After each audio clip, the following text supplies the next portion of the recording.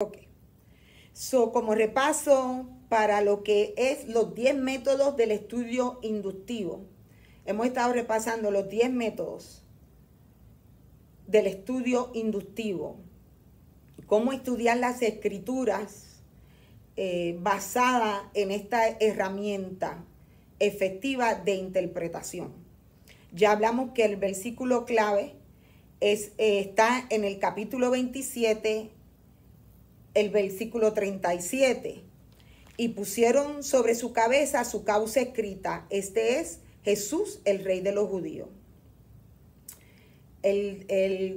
Vamos a decir que el tema central de este evangelio en particular es que Jesús es el Rey esperado por los judíos. Entonces, cuando nosotros tenemos esto en mente, este concepto en mente, al nosotros comenzar a hacer la observación del texto completo, es decir, de todo el evangelio, como les recomendé, que había que leerlo 5 veces, de la manera como lo tenían que leer. Ustedes todavía están en la parte de la observación, eso fue lo que nosotros acordamos la última clase. Entonces, cuando yo tengo esto, yo se lo adelanté, pero cuando usted ya sabe el versículo clave y tiene el tema central del libro en mente, al usted observar el evangelio y al usted notar las diferentes historias que Mateo incluye acerca de la vida de Jesús, usted puede ver detrás de estas palabras que Mateo, el autor, está estableciendo por doctrina que Jesucristo era aquel Mesías que ellos estaban esperando, y que toda la profecía acerca del Mesías, de su venida, de su advenimiento, se estaba cumpliendo o se había cumplido en Jesús. Y por eso Mateo encierra de una manera la historia de Jesús, la vida, vamos a decir el nacimiento, la vida, los milagros de Jesús, la ascensión de Jesús, la resurrección, la ascensión. Él lo encierra en una historia, en una narrativa que va de acuerdo con que Jesús, en él se cumplió todo lo que esperaban acerca del Mesías, y lo establece como el Rey. Esto es bien importante, porque a la hora de yo interpretar, yo necesito mantener esta idea como el eje central de esa interpretación, para que yo no caiga en una falsa doctrina, pueda ser una falsa doctrina, o en un mal entendimiento de qué es lo que la escritura está diciendo, qué es lo que el autor estaba tratando de establecer. Recuerden que como regla de interpretación, aunque los 66 libros están compuestos en esto que se llama Biblia, todos tienen un estilo literario. La escritura, todo lo que usted escribe tiene una intención y tiene una estructura de cómo usted comienza y termina. De hecho, esto se muestra más y más y más. Si usted es un escritor, cada libro que usted hace va a dar ese sentir de quién es el que lo está escribiendo, y se puede establecer quién lo escribió a base del tono que el autor da, las palabras que usa y la estructura que le da a lo que escribió. Y eso usted lo puede ver al profundizar en todos los libros, pero en este caso estamos concentrándonos solamente en el Evangelio de Mateo. De hecho, esto se ve desde Génesis hasta Apocalipsis, ¿ok? Entonces, vamos a repasar algo que es bien importante, que tengo que decir. Ustedes son estudiantes excelentes, porque esta semana a mí nadie me preguntó nada, ni me dijo nada, y todo el dinero que yo tuve que pagar para estudiar esto, para aprender, y el tiempo. Y en cambio, pues, no sé, si de verdad lo está viendo, yo espero que usted conteste o diga algo para atrás, porque el que es buen estudiante no solo hace su tarea, pero también dialoga con su maestro, hace preguntas y aclara las dudas. Y yo sé que este es un material que es bastante fuerte, porque es complejo, tiene muchas áreas que uno tiene que estar pendiente para poder comprender. Entonces, vuelvo y repito, el estudio inductivo son 10 métodos del estudio inductivo, es decir, usted puede poner todo dentro de estos 10 métodos y eso le da la seguridad de que usted está desplumando bien la escritura. Ahora, vamos a repasar esos 10 métodos que ya yo se los di el sábado pasado. ¿Ok? Si usted tiene preguntas, usted tiene que escribirme. No se quede con la duda. Tenemos el método panorámico, que es la lectura rápida y repetida del libro para agarrar ese mensaje global, que esas son las 5 lecturas que tiene que hacer.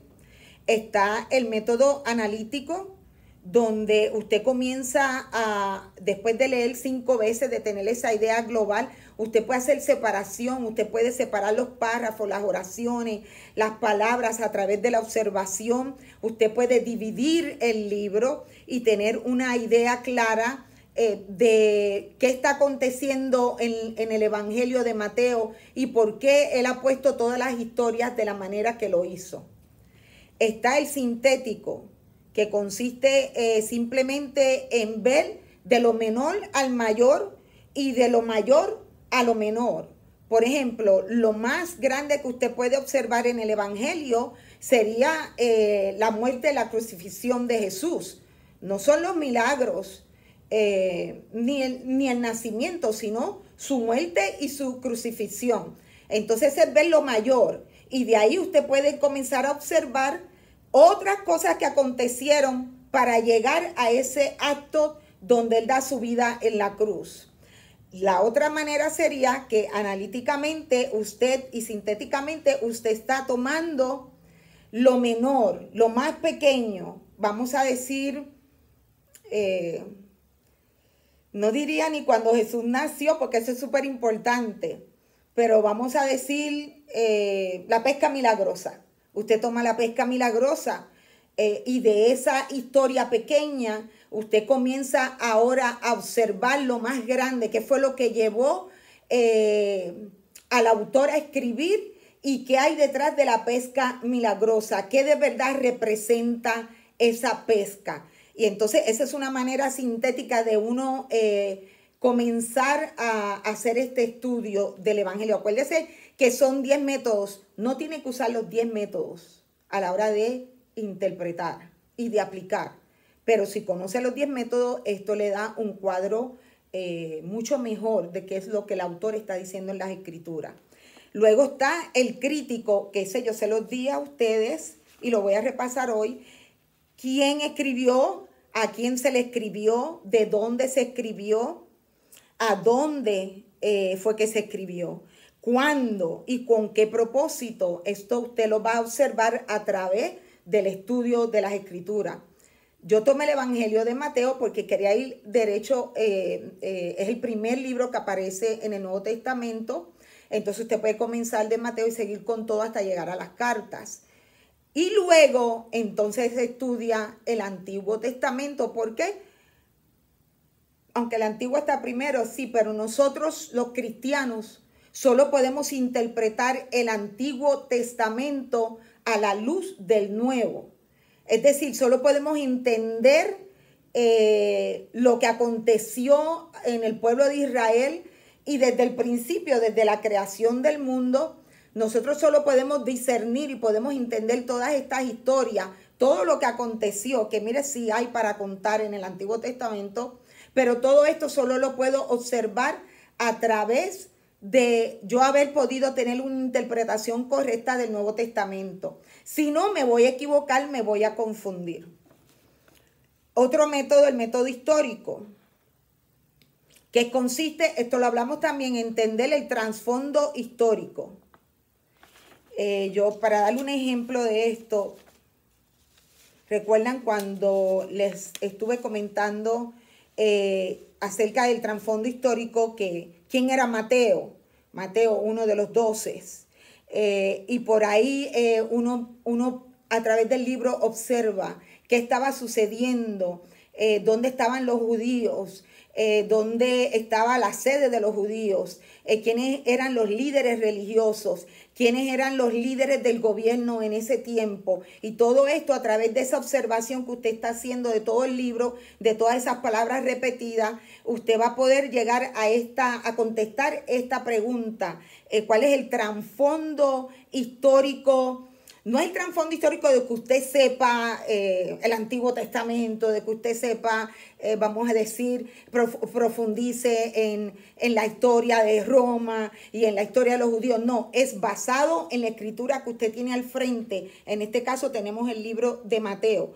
¿Qué dice Mateo? ¿Qué escribió Mateo acerca de la situación política y de lo que se estaba manifestando ahí en ese tiempo? Y esto usted lo puede observar cuando Jesús confronta a los líderes, cuando Jesús confronta a los fariseos, a los saduceos. Usted puede entender algunas cosas como, por ejemplo, me viene a la mente cuando Jesús habló acerca cuando Mateo escribió acerca de Jesús pagando los tributos, es decir, los impuestos. Vemos el milagro, vemos lo que Jesús hizo, cómo él proveyó para él y para Pedro. Pero eso le deja saber a usted que los judíos tenían que pagar impuestos, que no eran libres, que estaban sujetos a un sistema de gobierno que era pagano, que era gentil. Y eso le puede dar a usted una idea de lo que estaba aconteciendo cuando Jesús estaba ahí. El comparativo, que es el método número 6, este es el que consiste en comparar un pasaje con otro pasaje de la Biblia, del Nuevo Testamento, o con otro pasaje dentro del mismo libro que usted está observando. Cuando usted va leyendo desde el principio al final y ya usted ha leído 5 veces, de momento usted dice, me parece que esto lo leí en el capítulo anterior o 3 capítulos antes, y usted regresa para atrás en el Evangelio de Mateo y puede hacer una comparación. Usted puede ver que se compara esto que él dijo ahora, esto pasa mucho con las parábolas, con otra parábola que él enseñó, especialmente cuando él habla acerca del reino. Ok, entonces, el método número 7 es el temático. Esto se usa mucho hoy. El peligro con esto es que si usted no ha hecho una exégesis correcta de todo el evangelio completo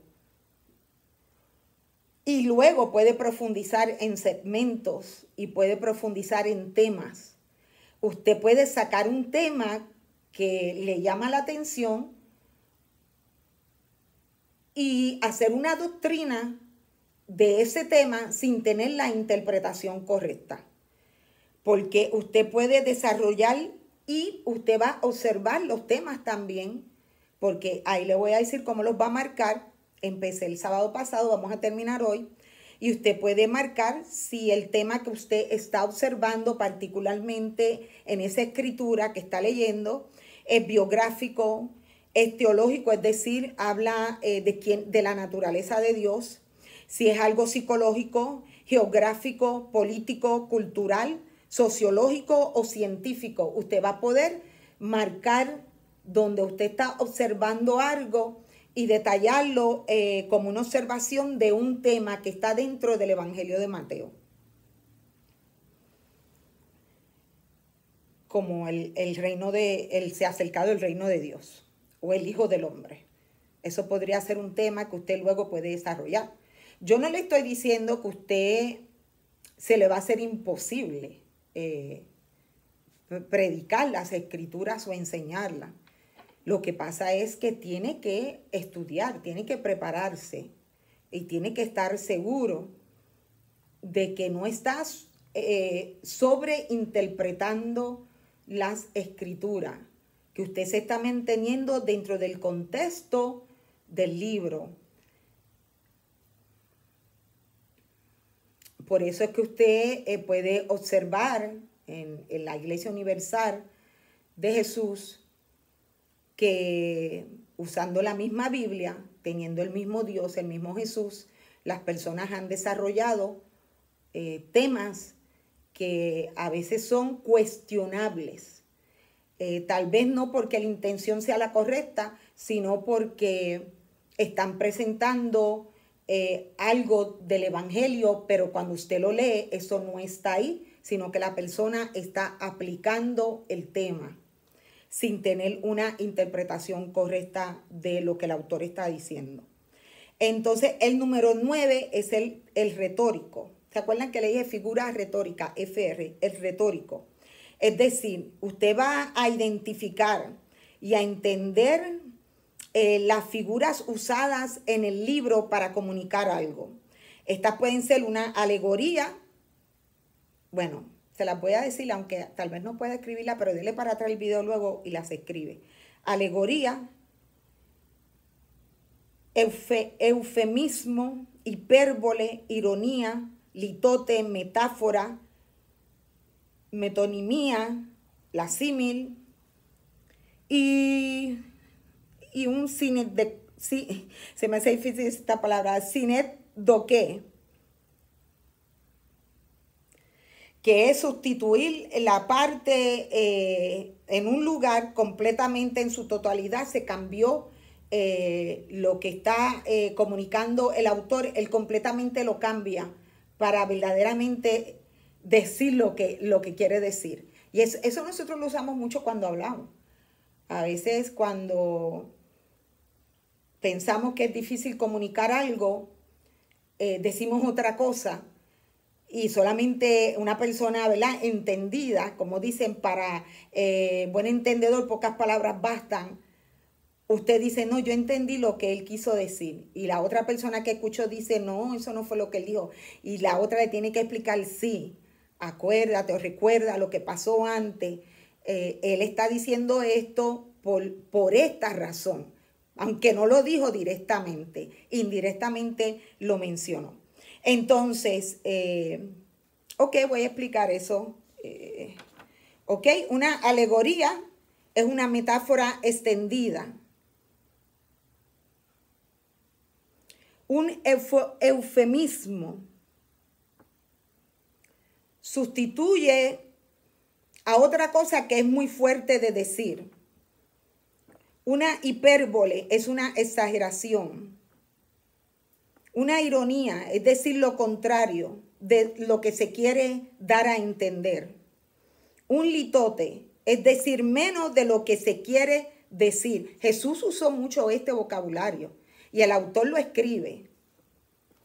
Una metáfora, llamar una cosa por otro nombre. Mira que la alegoría es la metáfora extendida, se convierte en una historia. Jesús hizo eso en las parábolas. La metáfora es llamar una cosa por otra. Esto puede acontecer en una oración nada más. La metonimia es la sustitución de un término por otro relacionado. El símil es uno de los más que se usa, que es la comparación. Y el otro ya se lo expliqué, que es difícil de pronunciar para mí, sinédoque, que es sustituir la parte en un lugar de la totalidad. Ahora vamos al número 10, al paso inductivo número 10. Este lo vamos a ver en el devocional. Es un devocional, el último. Y cuando uno va a hacer un devocional, que al final se hace como método de aplicación, se consiste en hacer las preguntas, cierto tipo de pregunta, con el objetivo de aplicarlo al final. Si yo voy a hacer un devocional, yo voy a agarrar el Evangelio o luego un fragmento del Evangelio y yo voy a, después de haberlo observado, interpretado, ahora antes de hacer la aplicación, yo hago un devocional y hago ciertas preguntas para poder llegar a tener un devocional efectivo que se pueda aplicar. Después que leo la historia, me pregunto, ¿hay algún pecado que debo dejar? Tiene que ser honesto, si no, no es efectivo. ¿Hay algún mandamiento que debo seguir? ¿Hay algún ejemplo que debo seguir? ¿Hay algún error que debo evitar? ¿Hay alguna verdad que debo incorporar en mi vida? ¿Hay alguna promesa que debo reclamar? ¿Hay alguna oración que debo hacer? Y luego que yo contesto estas preguntas, entonces yo convierto esto en mi aplicación personal de lo que yo estudié, y de ahí yo puedo compartir con otras personas después de haber aplicado esa palabra a mi vida primero. Esto es bien importante cuando estamos preparándonos, ¿no? Cómo estudiar las escrituras para poder enseñarlas. Dentro de lo que le mencioné de uno de los estudios, que son, déjame decirle el nombre correcto,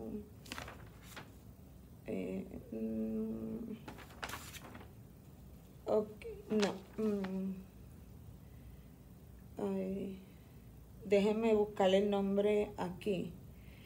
Cuando vamos a usar el método donde vamos a desmembrar, es como a separar, a desplumar la gallina, y vamos a ver detalladamente qué es lo que el autor está diciendo.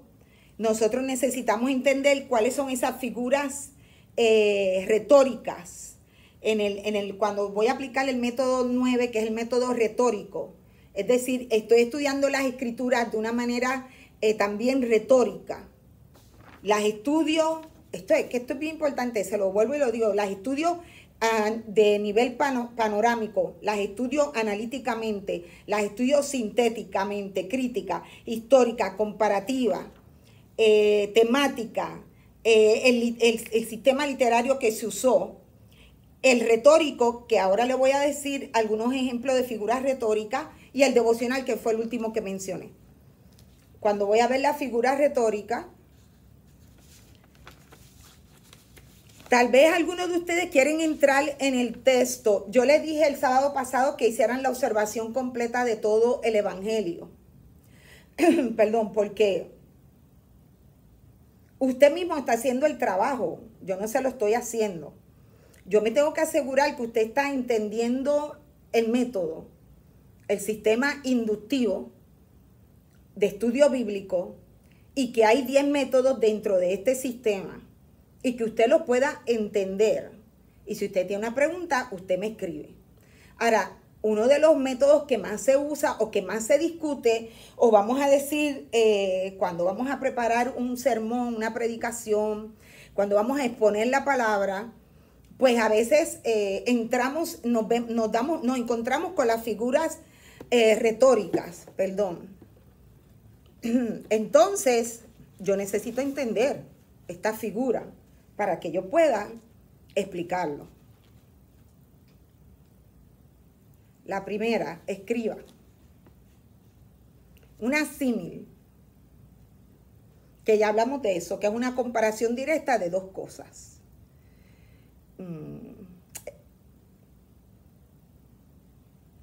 Le voy a dar un ejemplo. Puede buscar Mateo 23, 27. Tenemos la metáfora, que es la comparación indirecta. Estoy comparando indirectamente una situación o un elemento con otro, indirectamente. La alegoría, que ya lo hablamos, que es la metáfora, que la metáfora es una comparación indirecta, pero esta está en una forma extendida, como una historia. Por ejemplo, la historia de el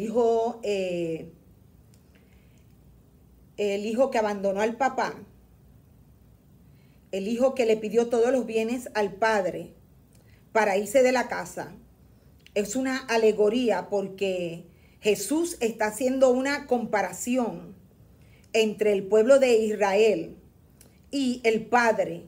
Y él usa esto para explicar lo que el pueblo de Israel estaba haciendo. Y cómo el Padre estaba dispuesto a recibirlo, a recibir al hijo que se había ido, y también en lo que le pertenecía al hijo que estaba en la casa. Entonces él extiende, es una alegoría, él da toda una historia para explicar este acontecimiento. Él lo hizo cuando habló acerca de la moneda perdida, la oveja perdida. Él hablaba mucho, Jesús, a través de metáforas y de alegorías, de parábolas, escondiendo la verdad, lo que él estaba tratando de decirle a los judíos, a los que le seguían, y también confrontando de esa manera a los líderes de la iglesia de ese tiempo, acerca de la actitud que ellos tenían contra los profetas que en un tiempo le habían sido enviados al pueblo de Israel, y ahora a su persona per se, y también incluyendo a Juan el Bautista. Entonces Jesús usó mucho la metáfora y la alegoría. Déjeme tomar una nota aquí. Y recuerde, usted puede repasar, búsquelo, la historia, por ejemplo, del hijo pródigo, y ahí usted va a poder ver cómo él usa esa alegoría para hablar de la reconciliación del Padre, el amor del Padre por su pueblo. Ahora, en la metáfora, usted puede buscar, les dije Mateo 12:34. En la símil, Mateo 23:27. En la metáfora, Mateo 12:34. En la metáfora, que la comparación indirecta de esas dos cosas, de una manera corta, ¿verdad? Como Jesús llama al pueblo generación de víboras. No fue Juan. Voy a buscarlo, fue Juan. De hecho, lo escuché esta mañana. Fue Juan quien le dijo a los que venían a bautizarse. Vamos a ver, 12:34. No fue Jesús, lo dijo Juan. El 12:34.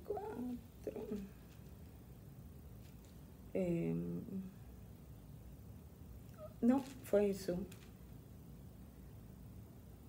Ajá. Fue Jesús el que lo dijo en el 34. Generación de víboras, ¿cómo podéis hablar lo bueno siendo malos? Porque de la abundancia del corazón habla la boca. Ahí tiene el ejemplo. Ahí cuando usted lo está leyendo, usted puede hacer un círculo y usted puede poner una FR de figura retórica, y usted sabe que el Señor está haciendo una comparación indirecta. Comparó a los que se acercaban con víboras, con una generación de víboras. Y ahí usted puede hacer un estudio completo acerca de las víboras y de todo lo que usted quiera.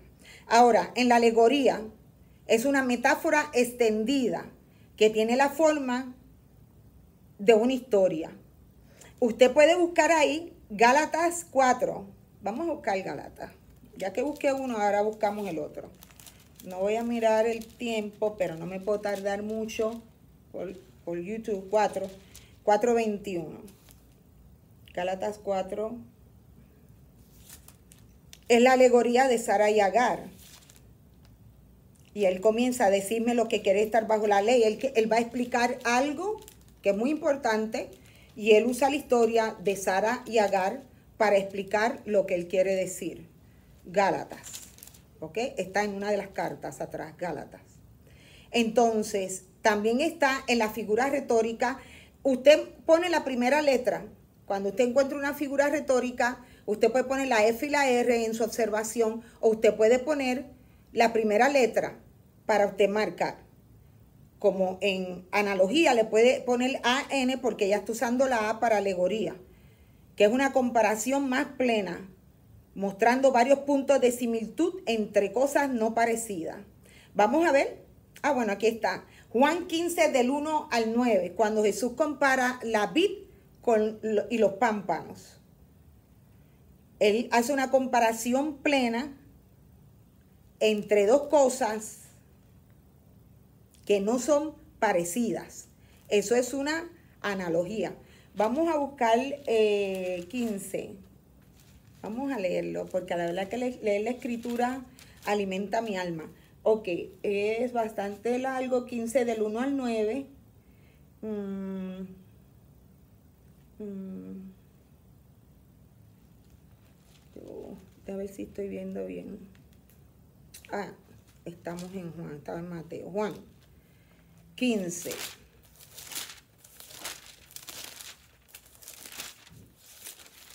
Aun cuando usted va a hacer un estudio de eso en particular, de esa analogía en particular, usted puede profundizar, usa los mismos métodos que está aprendiendo, pero solo en ese segmento usted puede profundizar y sacar el vino nuevo de la historia, por no decirle lo mejor que usted le pueda dar a sus ovejas cuando las alimente. El 15 del 1 al 9.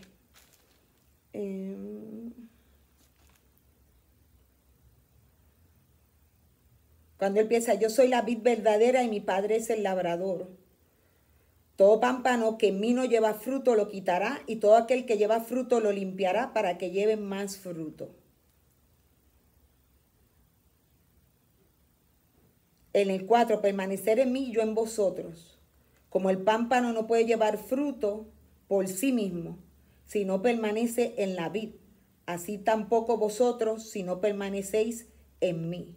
Yo soy la vid, vosotros los pámpanos. El que permanece en mí y yo en él, este lleva mucho fruto, porque separados de mí nada podéis hacer. ¿Ok? El ejemplo de una analogía. Voy a avanzar más. Una ironía, usted busque esto como asignación, como tarea. Una ironía implica algo diferente, aún lo opuesto de lo dicho. Es usado para dar un efecto de humor o sarcasmo.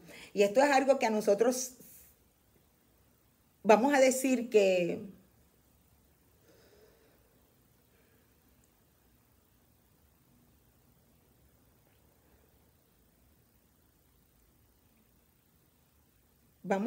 decir que superinterpretamos. Entonces, cuando hacemos superinterpretación, nosotros no podemos encontrar la ironía muchas veces, porque nos parece que se opone a la persona de Jesús. Pero Jesús usó mucho el humor y el sarcasmo cuando él confrontaba a los que se le oponían. Jesús usó el sarcasmo y el humor para confrontar a los líderes religiosos que se le oponían. Vamos a ver. Usted lo va a encontrar ahí en Mateo, las que encuentre usted la marca. Esto también lo ve en las cartas. Déjeme ver si... Recuerden que la otra vez yo miré mi estudio. Vamos a ver si yo tengo... me gustaría darle un ejemplo de Jesús.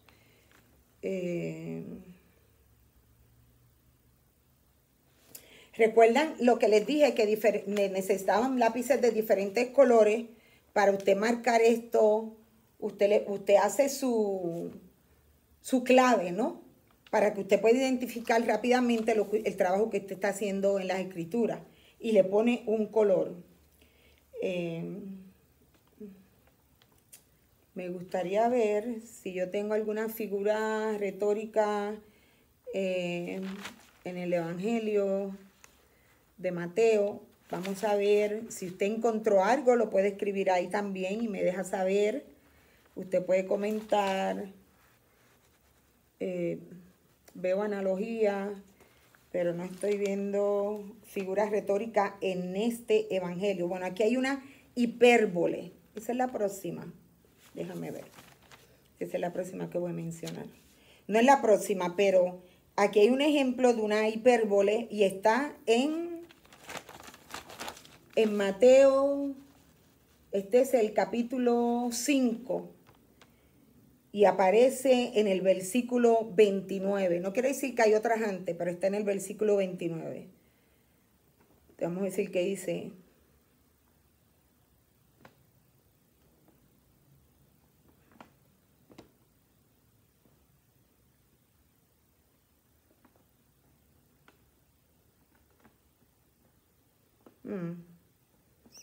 Voy a leerlo directamente de la Biblia para que lo podamos ver. Entonces vamos a Mateo 5.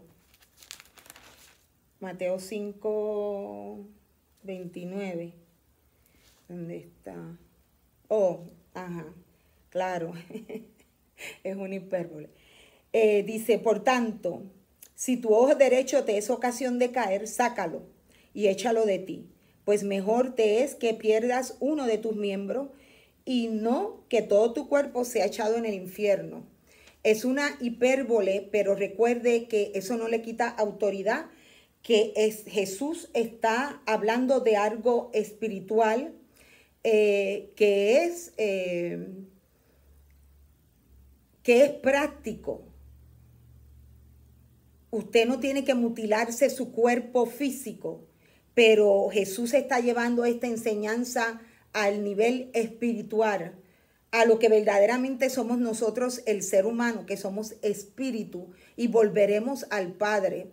Y entonces Jesús está enseñando que es mejor arrancarse de uno cualquier cosa que lo esté llevando a pecar, que uno no entrar a la vida eterna por causa de mantener en nosotros eso que nos está haciendo de tropiezo. Esto es algo que se nota mucho cuando se trata de dinero y cuando se trata, y cuando digo dinero, cuando se trata de avaricia, cuando se trata de pecados sexuales,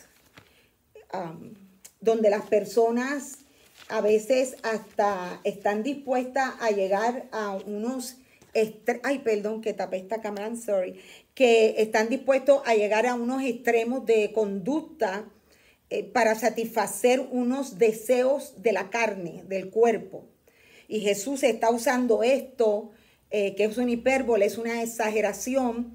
No está diciendo que la persona se quite los ojos literalmente en lo físico, pero en lo espiritual sí. Le está hablando al espíritu del hombre que es necesario entrar en una disciplina espiritual y dejar afuera todo lo que pueda ser o está haciendo un estorbo en nuestro caminar con el Señor, para que no perdamos la oportunidad de entrar al reino de los cielos.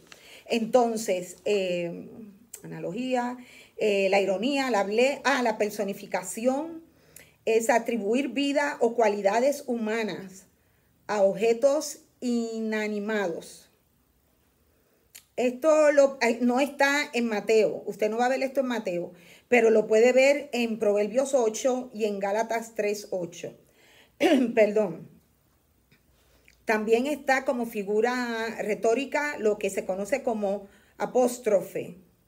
Es dirigirse o hablar a cosas ideas abstractas u objetos imaginarios, como cuando Pablo escribe en la carta a los Corintios, ¿dónde está muerte, oh tu aguijón?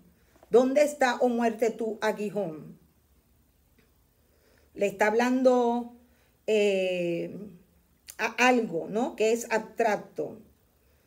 La hipérbole, ya se lo dije.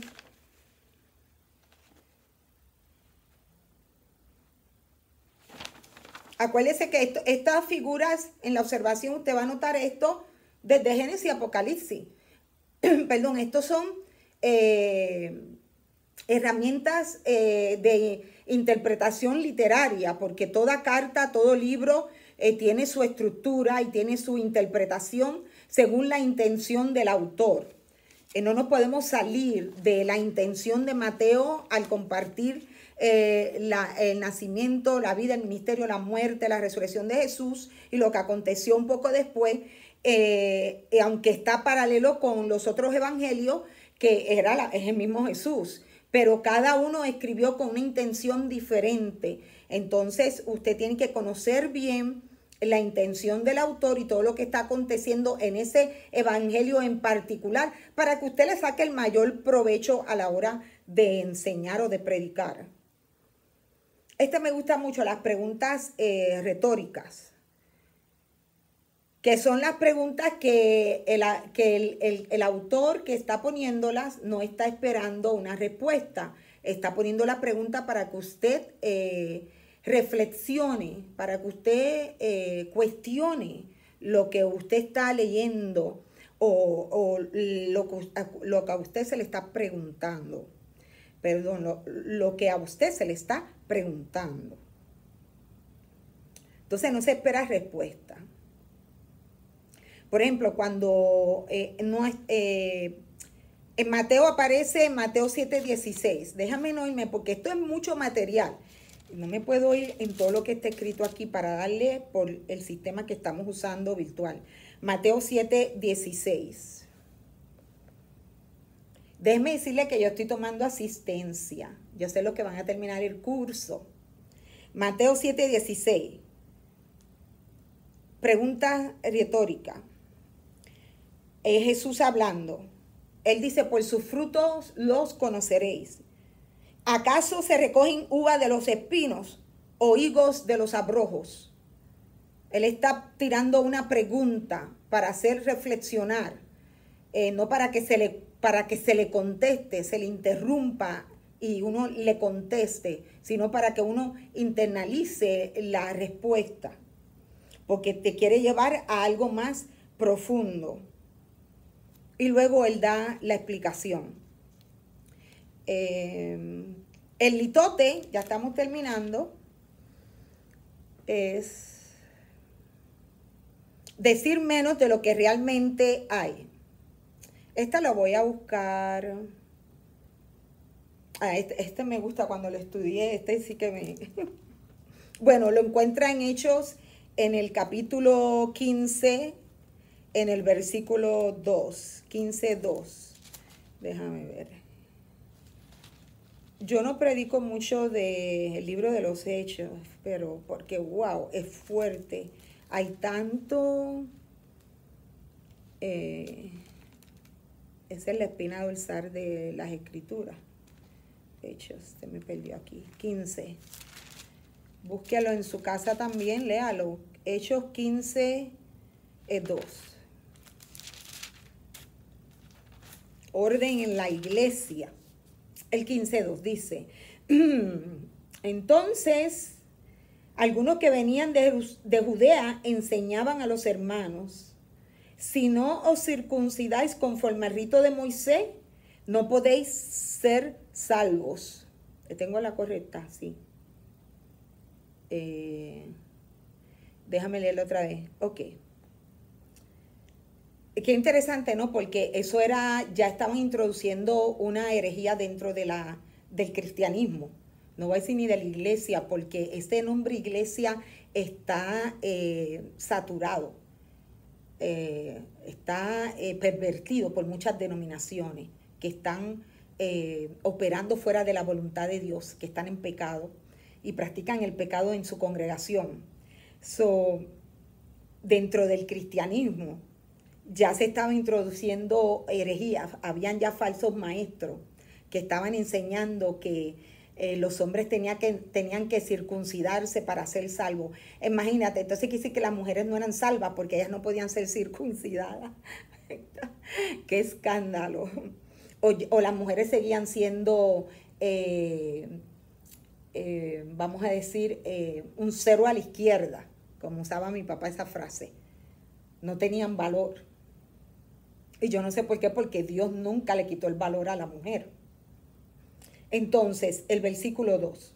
Como Pablo y Bernabé tuviesen una discusión y contienda no pequeña. Ese es el litote. La contienda era grande. Pero el autor dice, tenían una contienda grande. No, dice que no era pequeña. En unas palabras finas, estaba escribiendo que hubo tremendo peleón entre Pablo y Bernabé. Pero dijo, no era pequeña, pero tampoco dijo, hubo tremendo alboroto. En otras ocasiones el autor usa eso, pero aquí él usó lo que se conoce como un litote. Ahora, una metonimia, wow, ¿Qué es la sustitución de un término por otro? Vamos a buscarlo. Bueno, está en Gálatas capítulo 2, me parece que es el versículo 3, donde se sustituye, se pone, en vez de poner Jesús, se pone simiente. Y en Romanos 3:30 aparece que en vez de poner judíos, pone los de la circuncisión. Me parece que es lo que dice Romanos 3:30. Vamos a buscar Romanos.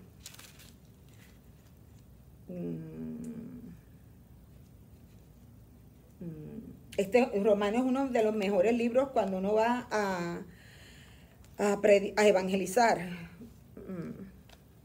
Por la estructura del libro y por lo que enseña Pablo, los romanos. Le está hablando a los gentiles, no a los pecadores, le escribió. Les dije que era Romanos, ¿qué? 3:30, ok. 3:30. Tómese un café, no se me duerma, despierte. Porque Dios es uno y Él justificará por la fe a los de la circuncisión y por medio de la fe a los de la incircuncisión. En otras palabras, por la fe Dios justificará a los judíos y a los no judíos. Simple como esto. Y esto es poderoso. Porque Él está escribiendo esta carta a los gentiles, pero le está poniendo la voz afuera, la doctrina que aprendió de Jesús. Que tanto los circuncidados como los no circuncidados son iguales delante de Dios después del sacrificio de Jesús en la cruz. Ojo, ojo con eso. Después del sacrificio. Entonces, el sinédoque. Cuando una parte de algo es mencionado para significar el todo.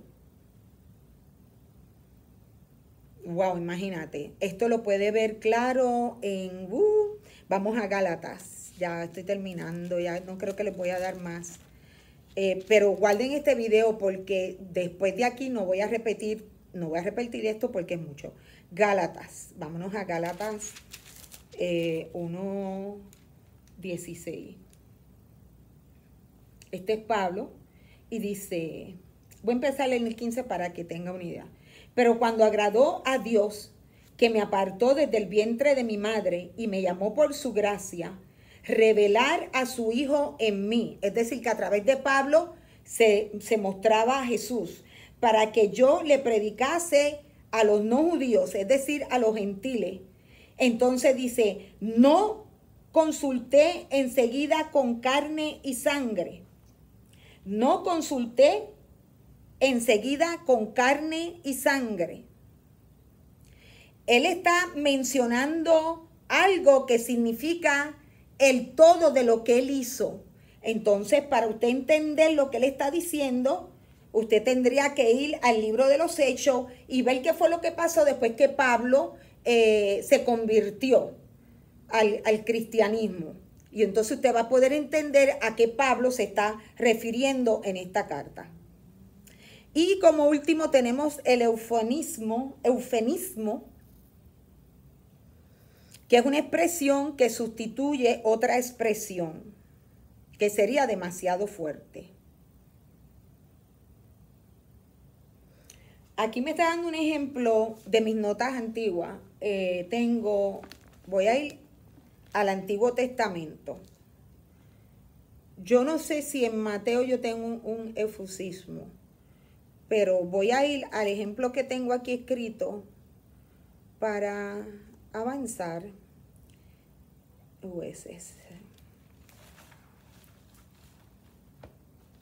Jueces, el capítulo 3, ¿qué dice ahí? El versículo 24.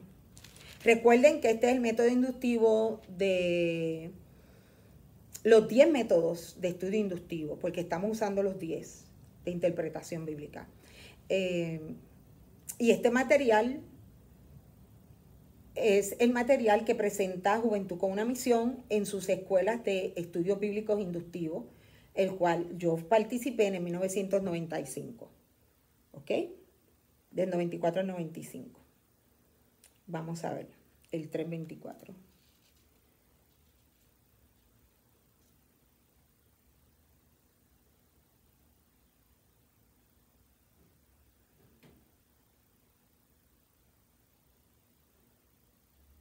Esto, eufemismo, esto se usa todavía. Bueno, nosotros usamos todo esto cuando hablamos. Pasa que no le ponemos los nombres ni cuenta nos damos.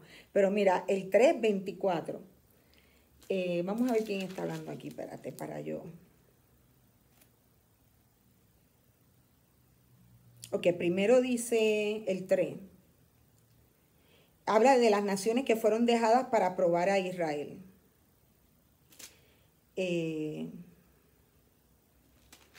Vamos a ver, y dentro de este contexto dice, voy a ir un poquito más adelante. Entonces alargó a Od su mano izquierda y tomó el puñal de su lado derecho y se lo metió por el vientre, de tal manera que la empuñadura entró también tras la hoja y la gordura cubrió la hoja, porque no sacó el puñal de su vientre y salió el estiércol. Si quiere ver un caso de asesinato grave, mire que hay uno. Y salió Ahod al corredor y cerró tras sí las puertas de la sala y las aseguró con el cerrojo. Cuando él hubo salido, vinieron los siervos del rey. Aquí viene el eufemismo. Porque entonces los siervos del rey dicen, cuando vieron las puertas de la sala cerradas, ellos se dijeron, sin duda, él cubre sus pies en la sala de verano. Y habiendo esperado hasta estar confusos porque él no abría las puertas de la sala, tomaron la llave. Es decir, ellos dijeron algo que ellos pensaban que él estaba haciendo, pero eso no era lo que él estaba haciendo. El rey no estaba detrás de las puertas porque se estaba cubriendo. Y de hecho, cubre sus pies en la sala de verano. Usted ahí se pregunta, ¿qué quiere decir el autor cuando dice se cubre los pies? ¿Cuál es el sinónimo de cubrirse los pies en este tiempo de la historia del pueblo de Israel? Eso lo va a ayudar a usted a tener la interpretación correcta de lo que está aconteciendo y así usted puede terminar su estudio y poder hacer un devocional y una aplicación de vida. Ok, esas eran todas las figuras retóricas que usted va a encontrar en este estudio. Y recuerden que el método crítico tiene todas las preguntas, quién fue, cuándo, a quién y de dónde se escribió. El método histórico lo va a encontrar en el trasfondo según usted va leyendo y va observando qué es lo que está aconteciendo. Usted se convierte en un detective privado. Por ejemplo, si vamos a ser prácticos, usted se pregunta quién era Mateo. Él no vaya a otros libros, no vaya a Google, en ese mismo evangelio. El autor dice quién escribió, el autor dice él es el que está escribiendo y usted aprende de lo que el autor está diciendo. Igual usted aprende de lo que el autor está hablando acerca de lo que está aconteciendo. Por ejemplo, en los milagros que hace Jesús, usted con eso puede desarrollar un tema del ambiente que había cuando Jesús estaba ministrando, cuando Jesús vivía en ese lugar. Cuando dice que Jesús caminó con los discípulos y fue a otra ciudad, usted puede ver y entender que no había transportación pública. O sea, hay una cosa que usted puede deducir de la historia que usted está leyendo o usted se puede preguntar para tratar de contestarlo más tarde.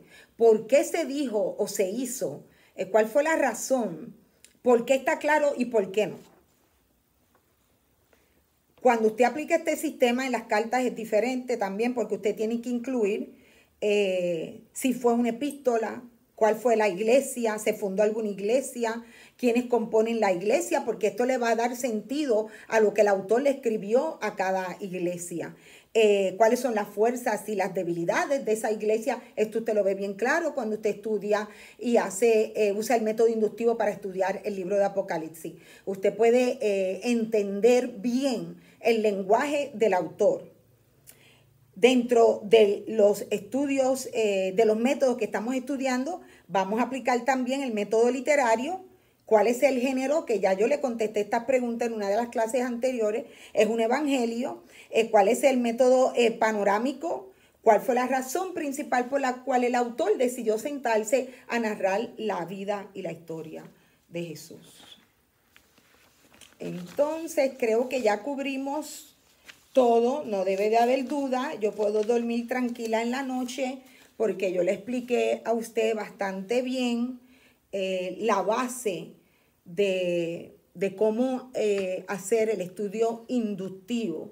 Entonces, ahora estamos en la observación y voy a terminar con esta parte.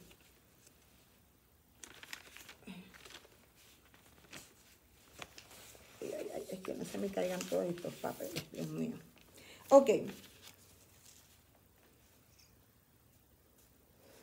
Cuando yo hago mi observación correctamente y sigo las reglas de interpretación, yo me voy a poder no solo darle un título al Evangelio, pero centrado en ese tema principal. Voy a encontrar el versículo clave, es decir, ese versículo que lo dice todo, que define todo el libro. Esto es algo universal. La persona que hace este tipo de estudio correctamente, todos llegan unánimes al mismo versículo. Y luego ahí igual todos pueden encontrar, y usted, ¿por qué no? Usted también lo puede hacer. Va a encontrar todas las divisiones, que son 7 divisiones, 12 subdivisiones. Y tiene un tema. Vamos a ver. Bueno, en Mateo tiene un intercambio de temas. Él presenta una acción y una enseñanza. Una acción y una enseñanza. Porque desde el principio él quiere establecer que Jesús es el rey de los judíos. Mire, Jesús está vivo. Por si a usted se le olvidó. Jesús está vivo. Jesús está al pendiente del trabajo que nosotros hacemos en su iglesia. Y nosotros vamos a darle cuenta a Jesús, no por lo que sepamos, sino por nuestras acciones. Porque el Espíritu, el Padre, escudriña nuestro corazón. Y es bien fácil pretender y jugar a ser cristiano. ¿Y cómo juegas? Porque no cumples con la palabra de Dios. Cumples con lo que a ti te conviene, con lo que a ti te interesa, pero tu corazón no está donde está el corazón de Dios. Y el Evangelio, este misterio de la verdad le ha sido entregado a personas que tienen el corazón de Dios, que no son egoístas con su prójimo, ni envidiosos, que no caminan en la carne, que caminan en la verdad, en el Espíritu.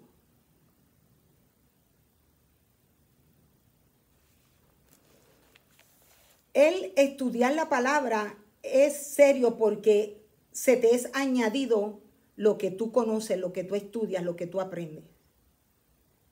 El predicarla es mucho más serio todavía, porque tú vas a tener que rendir cuenta si solo predicaste pero no viviste lo que predicaste, sino simplemente lo que te convenía. La iglesia está infectada de denominaciones, de personas, de ministerios que son egoístas, que solo buscan la atención de la carne, porque la de Dios no la tienen, la de la carne. Porque el mismo Jesús enseña, lo dice en Mateo, que no seamos hipócritas, que no hagamos las cosas para que los demás nos vean, que hagamos las cosas en secreto, que oremos en secreto, que esperemos la recompensa del Padre, porque Él ve en secreto y en secreto el Señor ve tu corazón.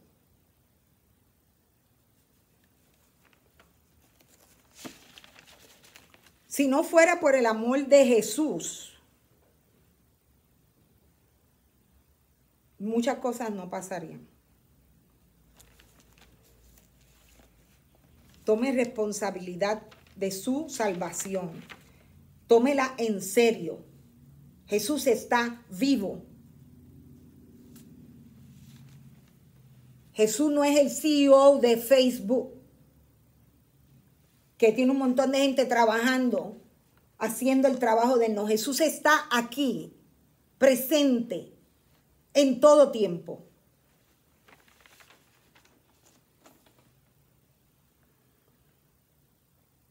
Dios es veraz, los hombres son mentirosos. Entonces, usted ha hecho su observación. Vamos a hacer una comparación. Me voy a ir con usted, que yo espero que usted, por ejemplo, vamos a empezar una comparación rápido de la observación. Vámonos al 5, las bienaventuranzas y los deberes del cristianismo. Recuerde que ya usted tiene su observación en su página. No mire a la derecha ni a la izquierda. Usted simplemente se supone que en el medio tiene su observación, ¿ok? La observación en el medio. No mire lo de al lado porque usted dice, ay bendito, no se me va a dar. No. Entonces usted ha observado. Y según usted ha observado, si ya terminó el libro, usted puede comenzar a separar los segmentos, las subdivisiones y las divisiones basadas en el tono cuando usted va leyendo y como usted va observando que el autor cambia. Por ejemplo, vamos a tomar el capítulo 5. Si usted me pide las divisiones antes del 5, pues yo se las puedo dar. No me va a molestar. El capítulo 5, el segmento completo es del 5.1 al 5.48. Este lo cubre todo completo, el capítulo completo. Pero, por ejemplo, si yo les hablo del capítulo 15, el segmento donde empieza el capítulo 15, ese segmento no termina hasta el capítulo 16, 12. Y tiene una razón. Porque en la Biblia, cuando se hizo la división, lo terminaron en el 15. Pero Jesús todavía no había terminado de enseñar. Jesús todavía estaba hablando el mismo tema. Estaba hablándole a la multitud. Comieron los 4,000. Aparecieron los fariseos y los saduceos a tentar a Jesús. Mientras él estaba ahí, Jesús siguió enseñando y todo eso termina en el 16, 12. ¿Me entiende? Esto es bien importante. Usted lo va a comprender más adelante. Entonces, en el capítulo 5, termina en el versículo 48, porque el próximo segmento comienza con el versículo 1 del capítulo 6. ¿Qué podemos observar si usted hizo la observación? Con las palabras que se repetían. Bienaventurado, bienaventurado, bienaventurado, bienaventurado, bienaventurado, bienaventurado, bienaventurados. Aún en el versículo 11, bienaventurados.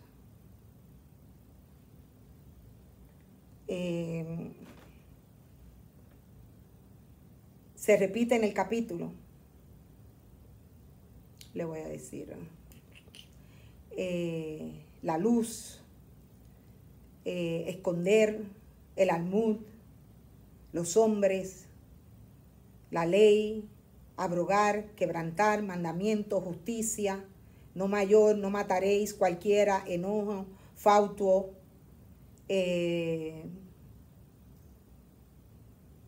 no cometerás, adulterio, la frase completa, adúltero, corazón, mujer, codicia, mirar la mujer, mirar, causa de fornicación, no adulterio. Estas son cosas que se repiten en este capítulo. Antiguo, no perjurarás, cumplirás juramentos, hiera mejilla, vuelve otra, ponerte a pleito, déjale la capa, llevar una milla, ve dos, pide, dale, no rehuses, ama, bendice, prójimo, enemigo. Y usted comienza a poner esa sopa de palabras, no de letras, pero de palabras. Y nada más de usted leerlas otra vez y leerlas otra vez, usted ya dice, oh boy, espérate, que me falta mucho por aplicar. Me parece que me tengo que arrepentir de algunos pecados. Me parece que he pecado y me creía que me podía salir con la mía. Esa es la observación. Usted comienza y sigue observando. Vamos a ver, déjenme ir para atrás, el capítulo 1, por aquellos que apenas están empezando. Usted va a observar.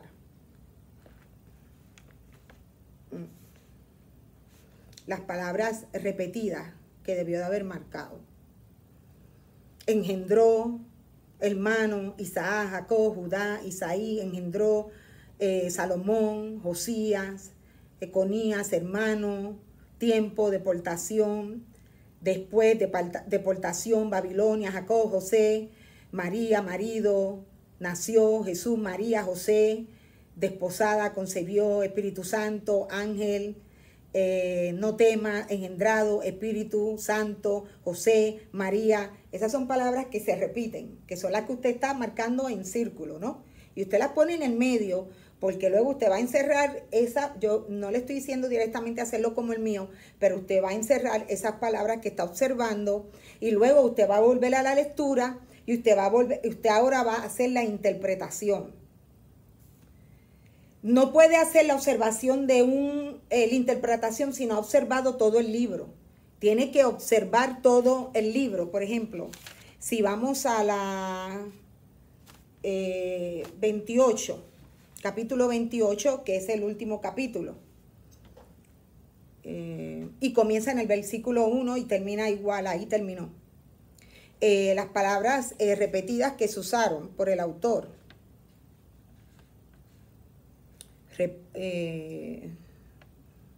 Reposo, María, ángel, piedra, ángel, Jesús resucitado, Galilea, discípulos, Jesús, principales, soldados, discípulos, Jesús, Galilea, monte, naciones, amén, discípulos, potestad, Jesús, temor, discípulos.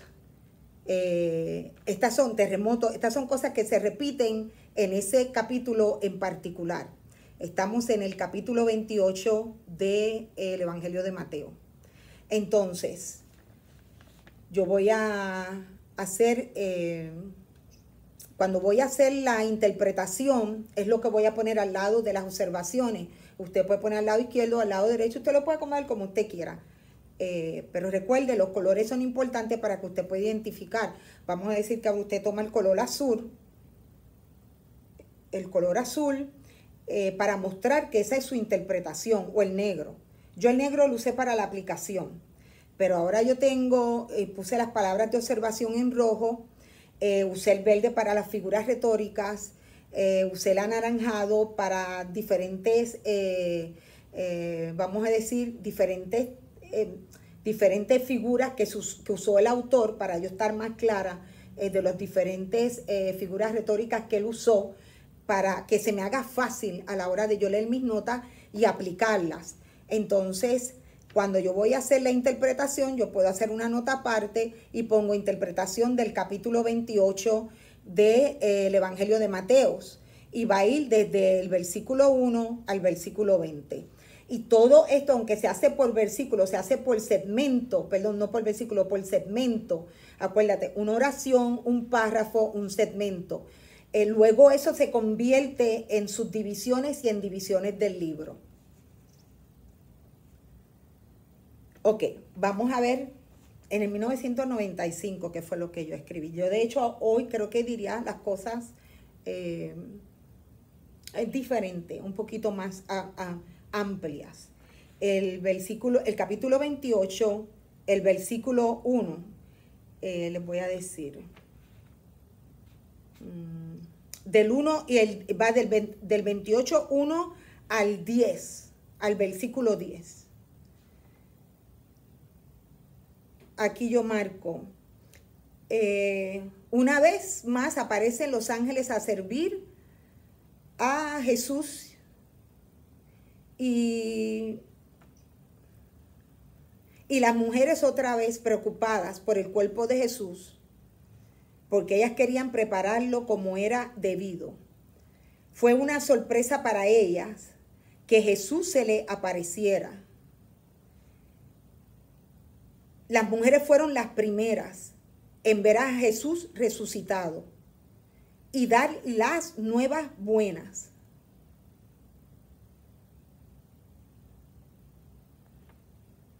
Voy a buscar una clave que tengo aquí puesta, a ver, un tema.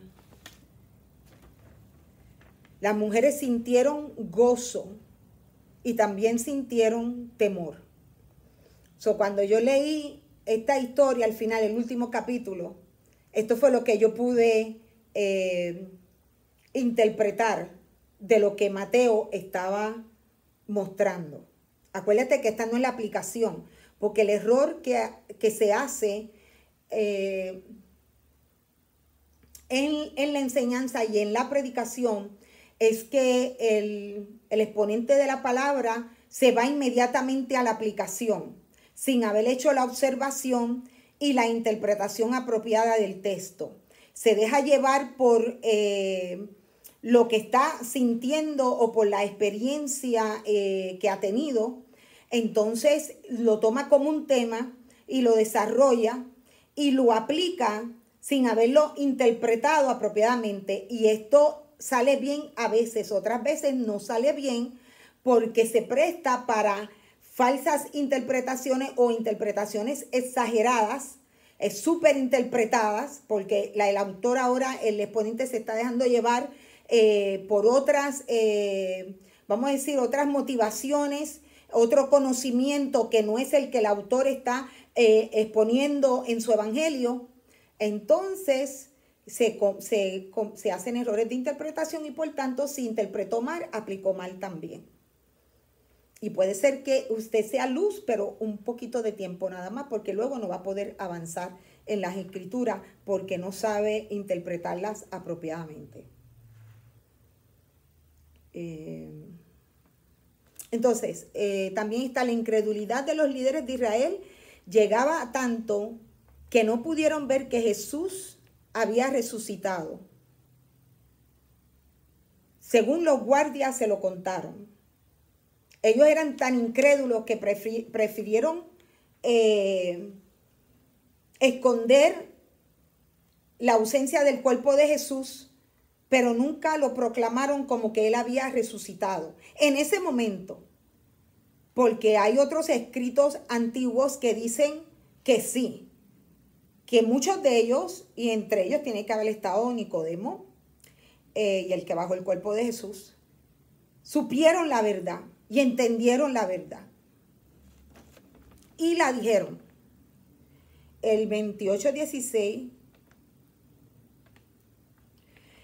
bueno, dice la gran comisión: en la potestad y autoridad que Jesús recibió, él envió a los discípulos a continuar su trabajo de bautizar y enseñar el evangelio. Jesús da la promesa de estar con el que le busca y el que hace su voluntad hasta el día de su venida.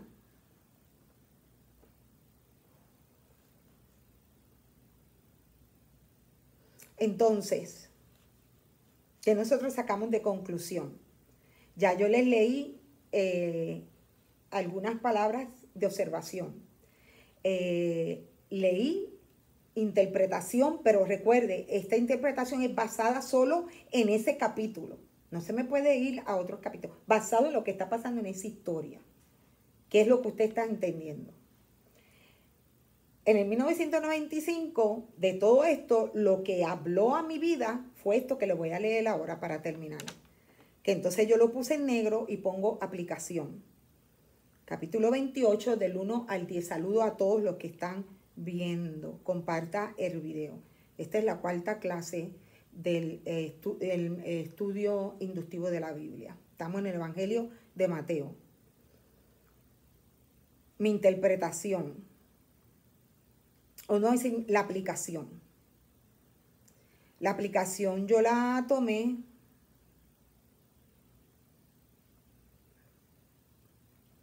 del capítulo 28, del 1 al 10. Basado del 1 al 10 yo hice la aplicación. Acuérdate, la interpretación está toda del capítulo, pero la aplicación, lo que yo tomé para mí, en mi reflexión, lo saqué. Recuerden las preguntas que le leí de lo que es un devocional, lo que habló a mi vida. Está marcado en el capítulo 28 del 1 al 10. Debemos ser como las mujeres que creyeron al ángel y luego vieron a Jesús. Ellas estaban llenas de gozo porque creyeron y no dudaron. Nosotros también tenemos que creer en lo dicho por Jesús y por tanto seremos llenos de gozo. Eso lo escriben en 1995. Ahora, si yo traigo eso a la luz de hoy, para terminar, hoy, literalmente hoy, con las personas que yo conozco, el ambiente que está a mi alrededor, las cosas que en el espíritu yo puedo ver, las actitudes, las intenciones de las personas, el doble ánimo, la doble palabra, esas cosas que el espíritu le muestra a uno. Gracias a Dios por el discernimiento de espíritu. Yo puedo aplicar hoy que esta palabra sigue vigente. Que por falta de fe, por causa de la incredulidad de tu vida, es que tú estás mal. Que las cosas te salen mal o no salen como a ti te gustaría, perdón. Y quieres culpar a todo el mundo. Quieres culparte hasta a ti misma, a tú mismo. Pero en realidad tu problema es espiritual. Porque la falta de tener un sistema de creencia sano, al punto que usted dude de Dios, de su amor, de Jesús, de su divinidad, eso muestra un problema espiritual que se manifiesta en sus acciones, en sus actitudes, en su comportamiento. Pero en realidad es que usted no ha creído. Y como no ha creído, no ve a Jesús. Y como no ve a Jesús, no tiene gozo. Y esto usted lo puede llevar a un nivel mucho mayor del que yo le estoy diciendo.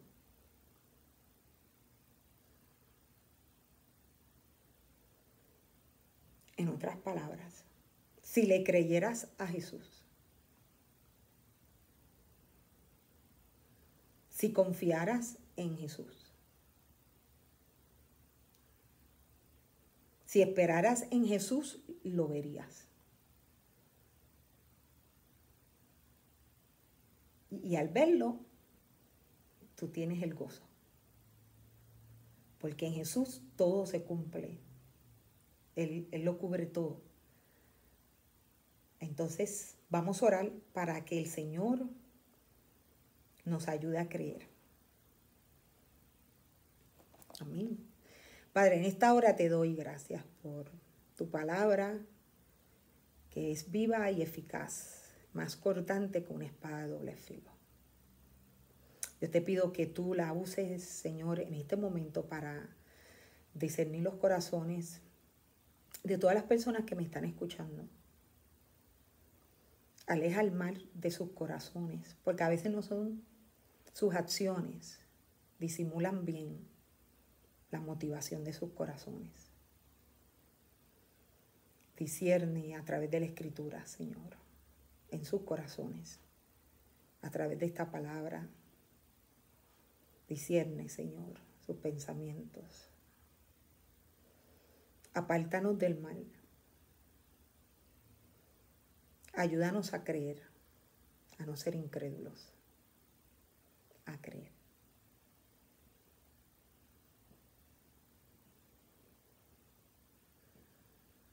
Usa esta clase, Señor, para fortalecer el corazón del que verdaderamente quiere aprender.